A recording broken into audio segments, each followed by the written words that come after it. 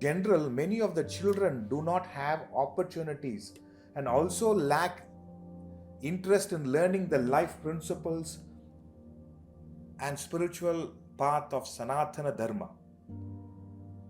In general, many of the children do not have opportunities and also lack interest in learning the life principles and the Sanatana Dharma. Question 1. How to inculcate this knowledge to the children to learn it at a younger age so that they can structure their path of life? How can we make children at a younger age take up to this path so that their life becomes better? That's the question. First question, I'll take it up. So the best way to inculcate this knowledge in the children is for the parents to lead this knowledge. As parents, you have to lead the way. It is as parents. See, as parents, you should follow the Sanatana Dharma. Effortlessly you should follow. I always say, children learn much more by what they see than what they hear. Much more by what they see than what they hear. So, the suggestion is, as parents, they should understand that parenting is not just a position, it's a responsibility. Parenting is a responsibility. And how do you fulfill the responsibility properly? By you as parents living up to the principles of Sanatana Dharma. That's the first aspect. And then the second aspect, you don't need to tell them. You don't need to advise them. But as parents, no, I'm not talking about you, Valliyappan. Generally, most parents make a double fault. They don't live up to the values of Sanatana Dharma. And the second aspect, they keep on advising and advising.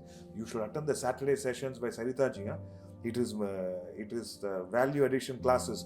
But the parent, where is the time? Wednesday and Friday are so difficult. And on top of it, he does on Tuesday morning also 6 a.m. Where is the time? But they want their children to attend. Because if somebody else can take care of our children, I'm more than happy. I can't give the value systems. So the first aspect is you have to live the way. You have to live the Sanatana Dharma by yourself. As husband and wife, as father and mother, you have to live the way. You have to lead the way. And if they have the potential in them, they will look up to you, learn from you, and they will implement it in their life. I'm telling you, my father was a fabulous example. I say every parent, the father especially, should be a hero to their children.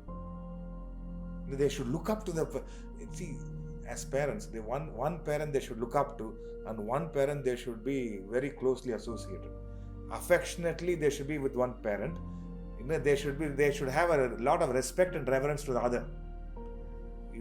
If these two things, as father and mother, if you are fulfilled, the path is set for the children. So if they lack, and I'm telling you, if this aspect is not done to the children, there will be emotional insufficiencies in their life, in their mind, and they will not take up their life in the right way. Very few they understand that this is not the way to live. I have to do it in a proper way. Then they may work on it. Their thinking is clear, but 9 out of 10. Physically, they may grow. Emotionally, they never grow. They are still seeking for emotional validation. So that's where the biggest problem happens at that stage. So, therefore, that parents should lead the way. And if that is not possible, at least, as parents, if it is not possible, unselfishness as a culture should be inculcated to children from an early age. Unselfishness, if nothing at all, unselfishness, it should be a culture, it should be a tradition in our home. Unselfishness, if something is brought, it must be shared, it should be cared. So that unselfishness as a culture should come into our families. I still remember any time my father brought, my mother always used to say, did you share it with your sister and brother? Did you share it? These days, this iPad is yours. That phone is yours. Don't touch. And the selfishness very innocuously inculcated. And if not anything, if even the parents as an unselfishness must be instilled as a culture in our home. In our home, unselfish, it is an essential factor. Number 2, they may ask questions. They be open-minded and listen to their questions and answer to their satisfaction. I remember one of the girls, in Chicago, her friends tease.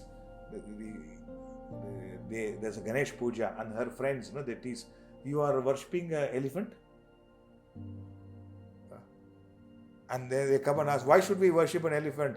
Don't ask such questions. And if at that stage, if you have done like that, would you think they will gravitate to any form of a bhakti?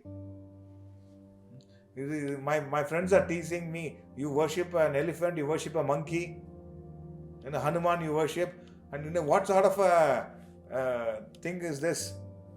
So they ask questions, you don't have an answer. Neither the parents are willing to find out what the right answer and share with them. They know. So, what sort of a generation are we creating? Number 1, unselfishness. That's why the first thing, live by example. If that is not possible, unselfishness by design should be inculcated. Plus, questions. If they ask questions, welcome them. Even if you don't know the answer, think about it. It is an opportunity for you to think and answer. So, and then over a period of time, you can slowly this will help them to think in a better way, and this will also help you to become more responsible and deal with your life in a better way. Therefore, that's why one of our favorite statements is, much more than what you leave for your children, what you leave in your children is more important. Much more than what you leave for. It is much more important what you leave in your children. My father didn't leave much wealth, but he left a wealth of assets, wealth of values in me, wealth of values. He did leave assets also, but all that I'm saying is, the wealth of values, what you leave in your children must be your focus, not what you leave for your children. If all that entire focus on leaving what for your children, I'm telling you, what you leave for them is far more than what you leave in them. They will destroy themselves with what you leave for them. Whatever you leave for them, they will destroy themselves with that. But what you leave in them, forever and ever, when they wake up, first thing, pranams to Mata, Pita, Guru, Devam. The thought will come. The thought will come. What you leave in them. And what I teach is, or what I joyfully propagate is, you should leave in them more. The thought of the father, thought of the mother must be something profound, respectful, gracious. What you leave in them. So, live by example.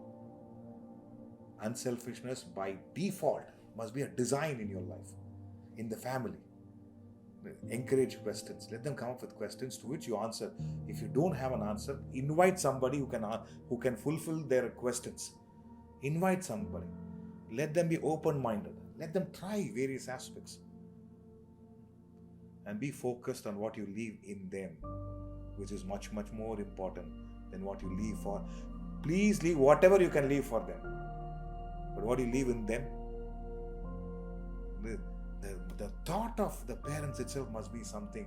There must be a smile and a joy in them when they think of the parents. That's why I say parenting is a responsibility. It's not a position. It is not that you can, okay, I'll give you good education, with a holiday and all this. That also is a part. But there's much, much more to it.